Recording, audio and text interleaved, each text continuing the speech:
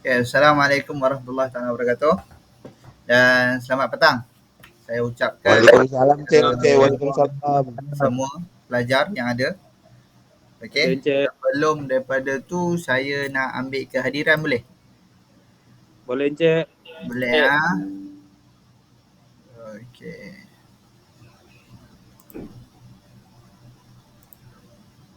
Saya hantar link jap.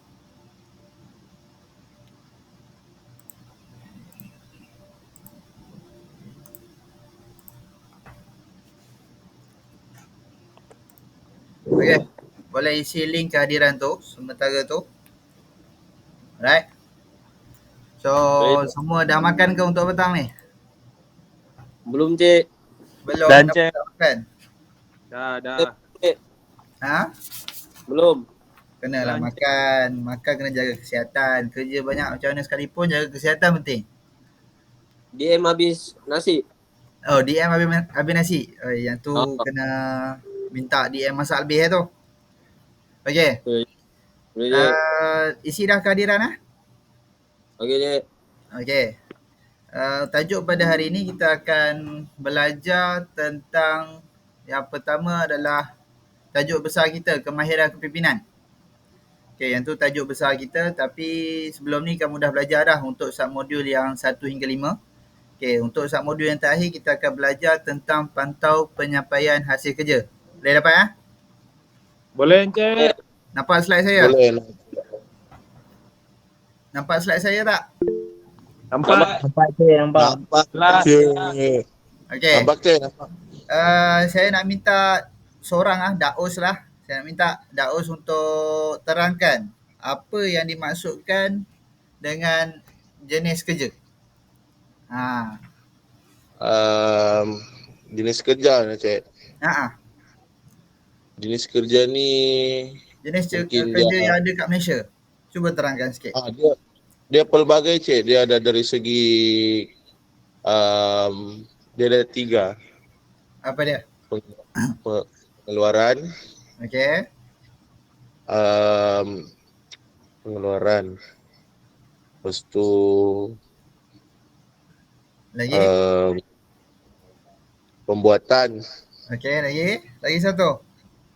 perindustrian. Okey, perindustrian. Okey. Ada yang kena betulkan lagi tu. That's why kita akan belajar pada hari ini tentang yang pertama, tujuan kita untuk belajar topik yang ini adalah kita nak tahu apa itu jenis kerja dengan kriteria prestasi kerja. Okey. Tajuk ni basically semua kita berdasarkan cara kita nak menilai prestasi kita punya protege ataupun pekerja kita. Okey, nanti kamu akan masuklah industri. So in one time kamu akan duduk sebagai supervisor. So kamu kena tahu cara nak menilai. Okey. Boleh ah? Boleh Encik. Okey. Next. Next slide tentang pengenalan. Pengenalan. Saya rasa untuk slide ni saya tak terangkan banyak. Yang mana dia banyak sangat ayat. Okey. So saya akan bagi key point dia. Key point dia yang mana untuk topik ni kita akan tahu cara untuk menilai, menjadikan kita punya pekerja lebih cekap ataupun menjadikan kita punya sesuatu kerja dalam syarikat tu menjadi lebih produktif. Alright? Okay. Seterusnya. Yang ni lah yang saya terangkan tadi. Jenis-jenis kerja. Boleh soal siapa-siapa yang willing untuk baca? Saya, Cik. Asyik Daus je. Saya nak Aiman pula. Boleh? Boleh. Okay. Wah, Jenis- Aiman tolong baca yang bahagian produk. Boleh Cik. Jenis-jenis kerja. Produk. Menjual produk fizikal dan kentara. Memberi jaminan bahawa produk ini akan menjadi sama daripada seorang pelanggan kepada pelanggan lain. Menjadikan pengalaman pelanggan senang diramalkan. Dah Cik? Dah. Okey. Dah.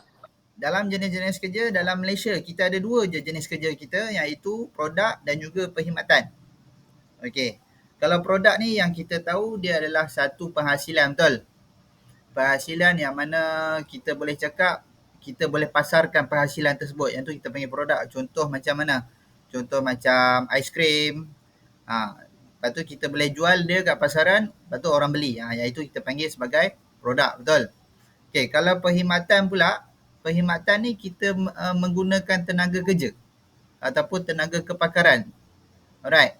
Tapi dalam penghasilan produk, dia mesti ada perkhidmatan kan? Betul tak betul? Betul, Cik. So kamu Betul. kena tahu apa perbezaan kerja yang kamu nak ataupun dalam skop kerja dalam bidang kamu. Contoh bidang elektrik. Macam Daus dengan Aiman bidang telekom, betul? Yang Betul, mana Cik. bidang telekom ni dia menghasilkan perkhidmatan.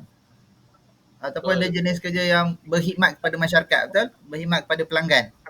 Okey, kalau contoh sebagai Falik automotif. Automotif dia sebagai bidang perkhidmatan juga, tapi ada terlibat dengan produk. Yang mana contoh sebagai spare part. Spare part tu kita panggil sebagai produk, betul? Nak baiki kereta, kita mesti kena cari spare part dia.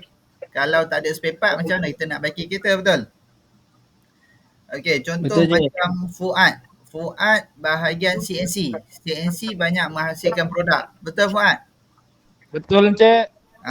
So kamu kena tahu kamu punya bidang kerja kamu di bahagian mana. Hanya ada 2 bidang ni saja. Cuma pecahan bawah tu lagi banyak lah. Alright? Okey, saya teruskan siapa nak baca pula ni? Saya, Cik. Boleh baca kan? Tolong bacakan Fuad. Okey, 1.1 konsep utama produk dan jenis-jenis kerja berasaskan perkhidmatan. 1. Produk dan perkhidmatan adalah sejajar dan malah kebanyakan produk mempunyai elemen perkhidmatan di dalamnya. 2. Produk adalah sesuatu yang boleh diukur dan dikira. 3. Perkhidmatan pula adalah hasil daripada aplikasi kemahiran dan kepakaran ke arah yang perlu dikenal pasti. 4. Produk adalah sesuatu yang anda boleh tunjukkan. Okey, terima kasih Fuad atas bacaan. Okey, betul tak apa yang saya terangkan tadi? Betul, Cik. Apa perbezaan antara produk dan juga perkhidmatan. Okey? Kena ingatlah benda ni, nanti kamu akan pergi kerja. Okey. Next. Okey, kebaikan dan keburukan produk dan jenis kerja yang berasaskan perkhidmatan. Okey, kat sini dia punya slide ataupun yang kamu tengok adalah kebaikan dan keburukan. Kebaikan dan keburukan bagi produk dan juga perkhidmatan. Alright. Okey, so untuk produk ataupun untuk perkhidmatan, kebaikan sentiasa mempunyai peluang yang lebih tinggi ke luar negara untuk bekerja di projek jangka masa panjang ataupun pendek. Kadang-kadang akan bekerja merentasi pelbagai teknologi dan mungkin menikmati pengalaman. Betul? Yang ni adalah untuk perkhidmatan. Alright. Perkhidmatan yang mana dia menggunakan tenaga kepakaran. Contoh Daus. Daus dia ada kepakaran dalam splicing untuk telekom. So ada syarikat yang tak tahu cara nak buat splicing macam mana. Dia akan panggil Daus sebagai perkhidmatan, menggunakan perkhidmatan Daus sebagai tenaga pakar untuk dibuat pada syarikat dia. Faham? Faham. Okey. Tapi keburukan bagi perkhidmatan adalah apa dia? Okey, keburukan perkhidmatan ni dalam syarikat-syarikat kat Malaysia ni dia lebih cenderung ataupun lebih memfokuskan kepakaran yang lebih open. Yang orang kata dia multitask. Okey? Tak semua syarikat dia nak mencari specialize ataupun khususnya kerja kepakaran yang kamu ada. Boleh? Boleh, So nak Cik. tak nak kamu kena multitask sebelum masuk kepada industri ataupun alam pekerjaan. Okey, bagi produk pula. Falik boleh tolong baca Falik? Yang nombor 2 tu. Kebaikan. Boleh, Cik. Boleh. Yang tu kebaikan Kebaikan. Dalam syarikat-syarikat yang berorientasikan produk, dalam kerja adalah lebih baik kerana anda akan cenderung untuk mengusahakan produk tertentu dalam tempoh yang agak lama. Ini meningkatkan kemahiran dan amat sesuai dengan keperluan kerja anda. Okey, untuk keburukan?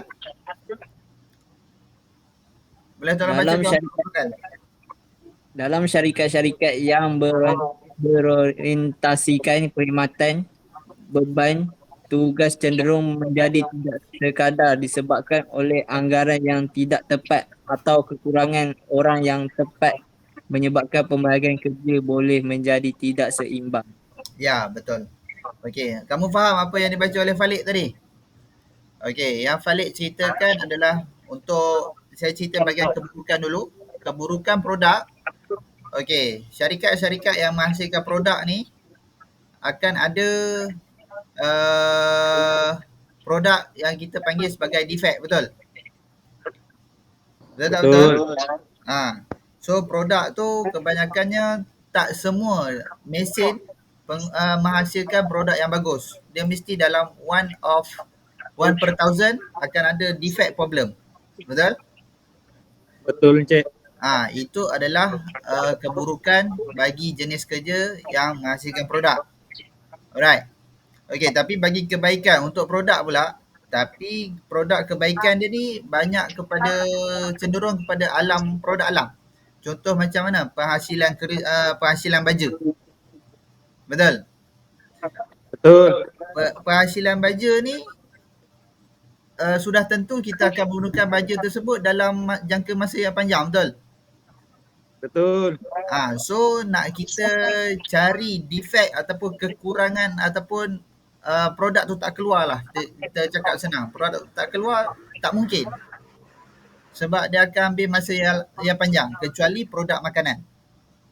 Faham? Sebab apa? Produk makanan contoh macam roti lah. Roti, air, semua kita ada expired date. Betul? Tapi kalau produk alam ni kita akan menggunakan untuk jangka masa yang panjang. Alright. Faham dah kat situ? Faham? Hello? Ada di sana ke? Okay, kita next Okay, kita masuk yang kedua iaitu kriteria prestasi kerja. Okay. Kriteria prestasi kerja. Penyelia akan membuat penilaian prestasi pekerja-pekerja di bawah tanggungjawab mereka yang biasanya dilakukan menjelang hujung tahun. Okay, yang kedua, penilaian ini berdasarkan sasaran kerja yang ditetapkan yang biasanya di awal tahun. Penilaian prestasi kerja berdasarkan kriteria tertentu agar penilaian prestasi kerja dapat dilaksanakan secara objektif. Alright. Kamu semua nanti akan keluar bekerja, betul? Betul. Yang mana pada 15 hari bulan 12 kamu akan tamat di SIAS, betul?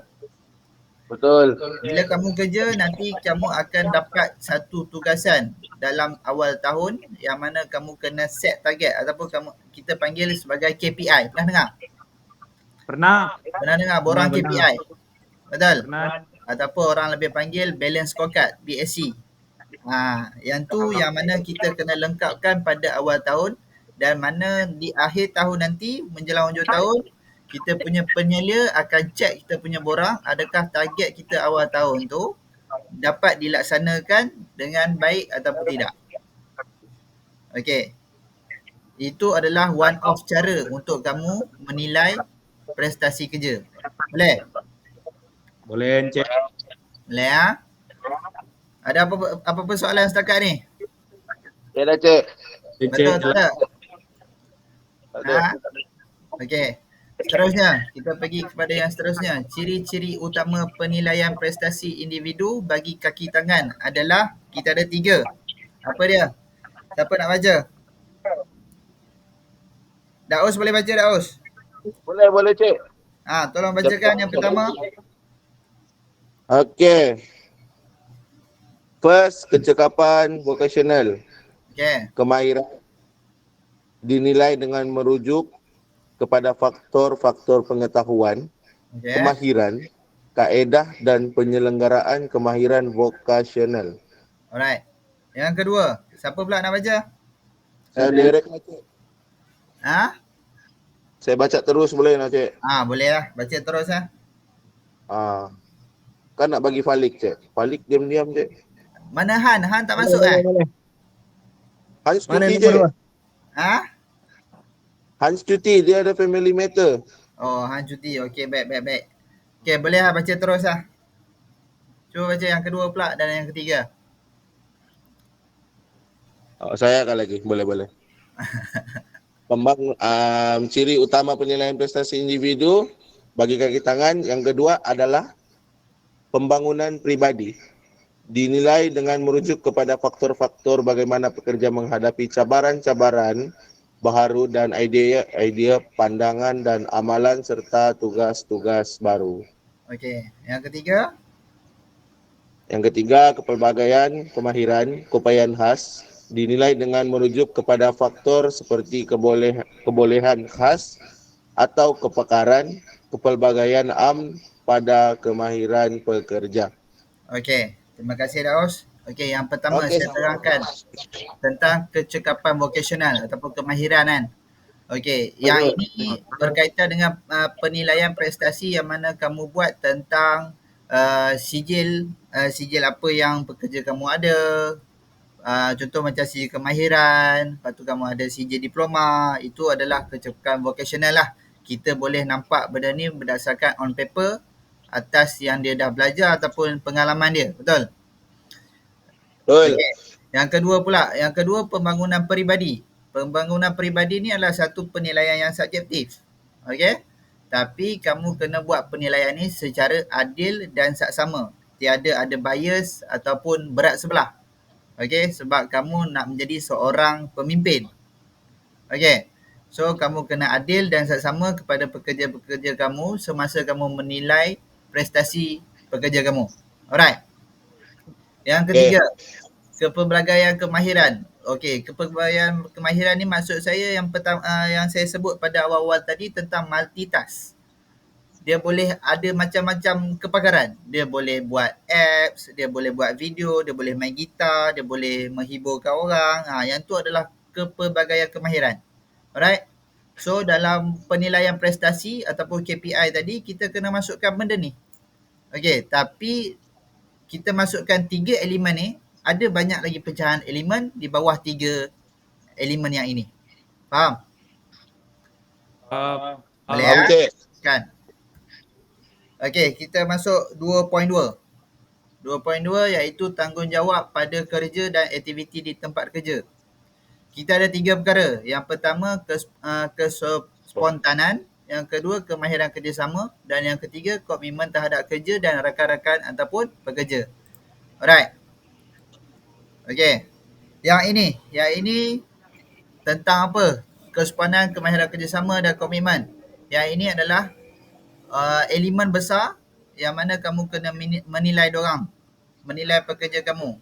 Tapi sub elemen bawah dia adalah tentang kespontanan, kemahiran kerjasama dan komitmen terhadap kerja dan rakan-rakan pekerja. Saya tak perlu nak terangkanlah benda ni.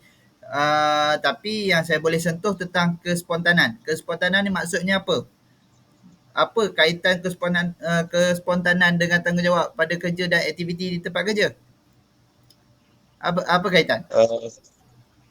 Mungkin ada kerja-kerja yang random, Cik. Ya, betul. Apa yang Daus cakap tu memang betul. Contohlah, sewaktu kamu tengah bekerja, kamu dah supervisor.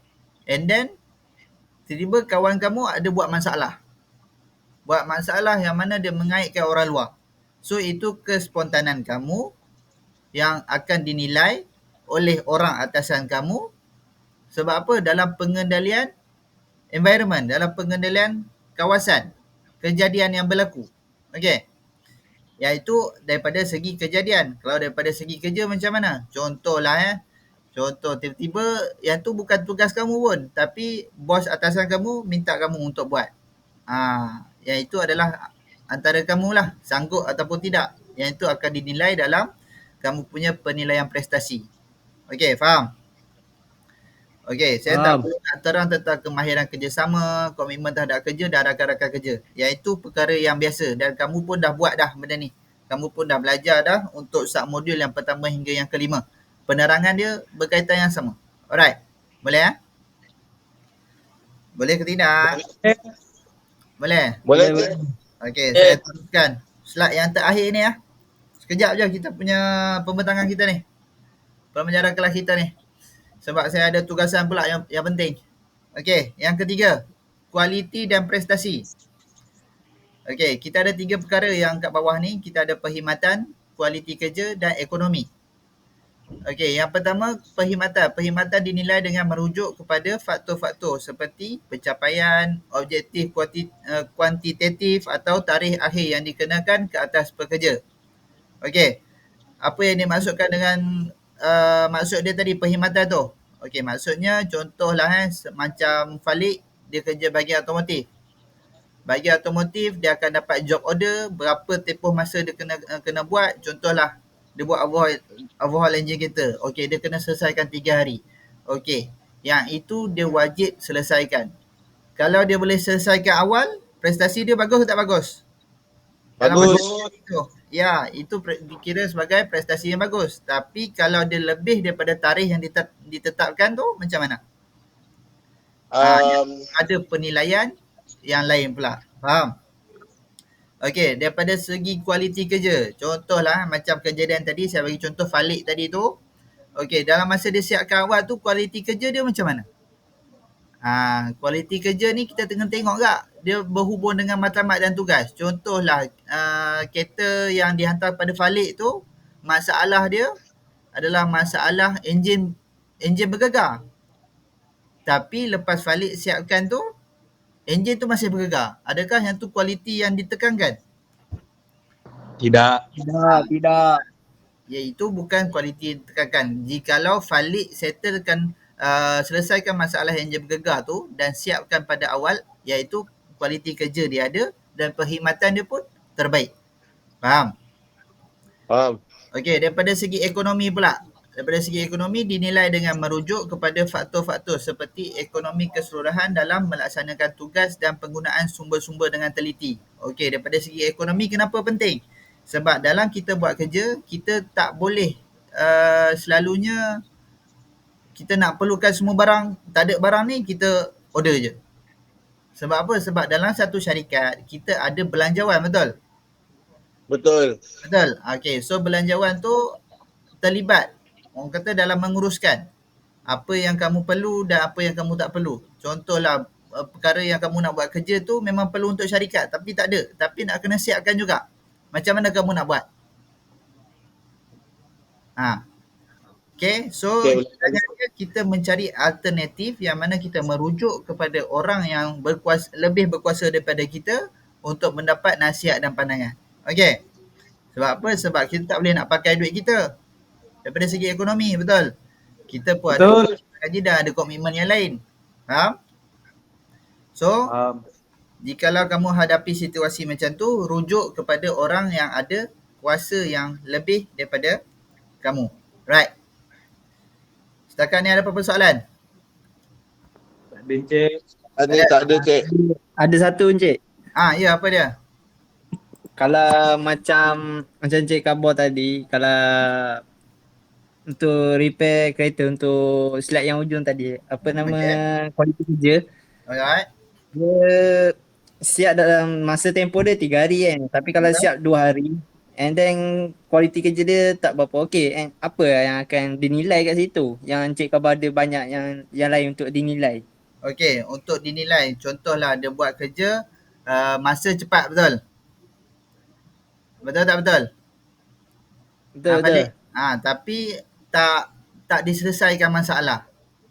Memang kereta tu boleh siap cepat, tapi adakah kereta tu pelanggan puas hati dengan yang kamu buat tadi tu? Itu adalah kriteria yang dinilai, yang mana kita tengok kepuasan hati pelanggan terhadap perkhidmatan yang kamu usulkan. Boleh? Boleh. Dapat Faham. Dapat. Okey. Kita punya penyampaian kita dah settle, yang mana saya akan bagi kamu kertas penerangan.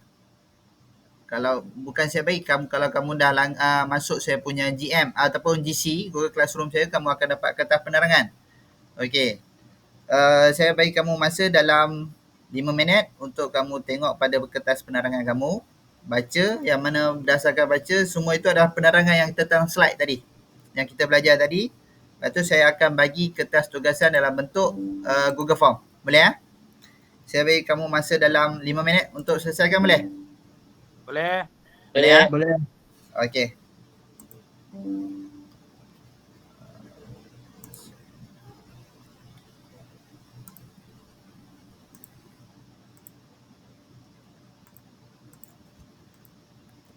Okey, yang itu adalah kertas tugasan kamu. Saya bagi masa 5 minit.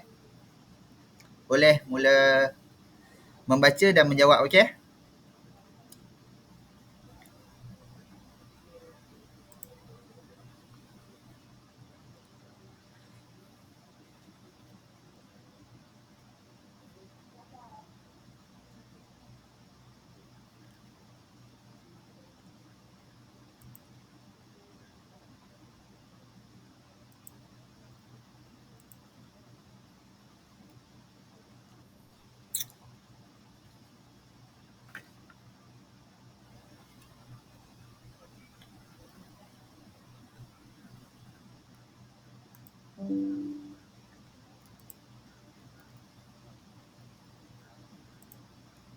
Okey, sebelum kamu menjawab kertas tugasan kamu tu, sementara kamu baca kamu punya kertas penerangan tu, boleh kamu buka poll tak?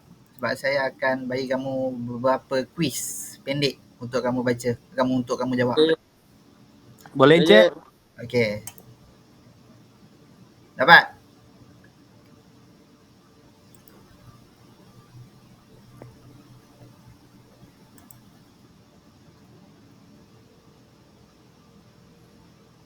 Ada Buka poll yang ada bentuk-bentuk segitiga, petak dan bulat tu, buka kat bawah. Baru seorang jawab. Okey, dapat Cik. Dapat Mana lagi 3 orang? On the way, Cik. On the way. On the way. Ni mesti pakai Maxis kan, slow. Tak Cik. Bukan?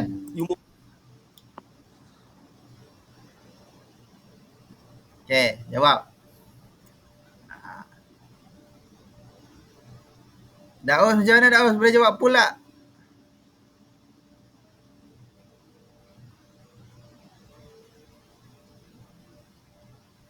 Daus. Sudah jawab lah Dia Cik. hang tu Cik, dia hang. Oh, Dah hang jawab Cik. Oh, Cik loading. dah jawab. Hebat. Jawab Bagus. dah Cik, dah jawab dah. Betul Seorang tak semua lagi. jawapan saya?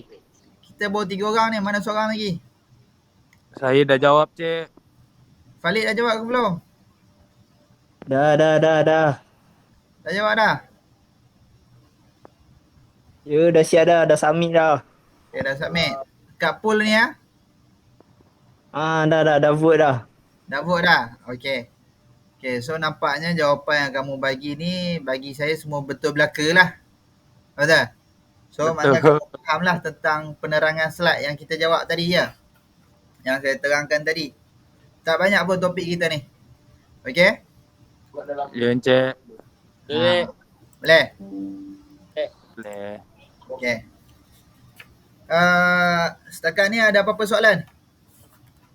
Tiada Cik, jelas. Saya dah edarkan kertas tugasan pada kamu. Nanti kamu submit dan saya akan check kamu punya markah. Seterusnya saya akan keluarkan markah lah. Boleh? Submit sebelum pukul berapa tu Cik? Submit saya bagi masa 10 minit je. Tak ada lebih-lebih. 10 minit je. Saya Okay, sekarang 3.12. Saya nak pukul 3.20. Boleh? boleh Cik. Cik. Terbaiklah kau mah. Okay. Dalam Google Classroom saya juga saya letakkan tentang slide untuk kita punya topik seterusnya, iaitu tentang kesedaran penggunaan aset kerja. Okay. So sebelum kita masuk kelas pada minggu depan hari Jumaat, kita berjumpa lagi, yang mana tolong baca dan fahamilah. Okay. Boleh? Buat ulang kaji dulu. Boleh Cik. Boleh? Boleh. Confirm tak ada apa-apa soalan Ya Cik, jelas. Sorry Cik, saya terkeluar tadi. Saya dah tertinggal kah? Tak ada apa-apa Daus. Cuma tolong selesaikan kertas tugasan dan hantar pada saya pada jam 3.20 petang. Oh, boleh. Yang Google Classroom tu, dekat Google Form tu tolong hantar pada saya. Boleh? Boleh. Boleh? Okay. Beres Cik, beres. Daus ada soalan? Kita round table. Setakat ni tak ada Cik. Nanti saya ada soalan, saya WhatsApp Cik terus. Boleh Cik? Okay, boleh. Jelas, Tak ada masalah. Fuad ada soalan? Tiada Cik, jelas. Okay. Falik ada soalan? Tak ada Cik, tak ada. Tak ada Aiman? Tak ada Cik, tak ada.